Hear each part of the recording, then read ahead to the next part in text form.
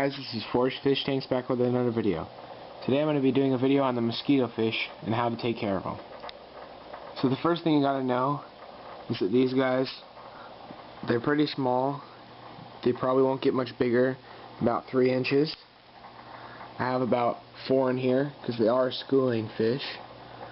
And so I'd say keep them with about 3 individuals of their own species, because they're really easy to find, and if you have more of them, they'll be more happy. These fish are also live bearers, which means that they will have a lot of babies, and they won't lay eggs, they'll just have the babies.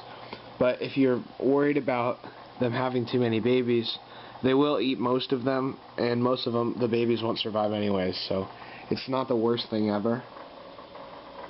I think this one right here is pregnant at the top. She's been getting fatter and fatter, I guess. But for pH and tank conditions, you want to keep them at a moderate pH. Even though they can stand lower conditions, it's still best to keep them at a moderate pH, because you want them to stay as safe as possible. For temperature, I would say anywhere from I'd say even low 60s to high 70s, because they can tolerate a really cold temperature. I wouldn't recommend putting them in really cold water, but if, say, there's a power outage in your house, and I would not worry about these fish dying, because they can tolerate cold temperatures pretty good. For tank mates, I would say they can be kept with almost any fish that's about their size.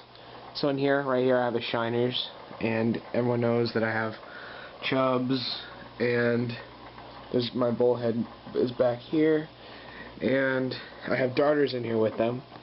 Those are all good tank mates for them, because they don't tend to pick on the mosquito fish, and the mosquito fish tend to stay pretty safe. One thing that's kind of a given in their name is they're called mosquito fish because they like to eat a mosquito larvae, and they're found in like same water conditions as the mosquito larvae. So when you feed them, you kind of want to recreate that. So what I feed them is tropical flakes like these.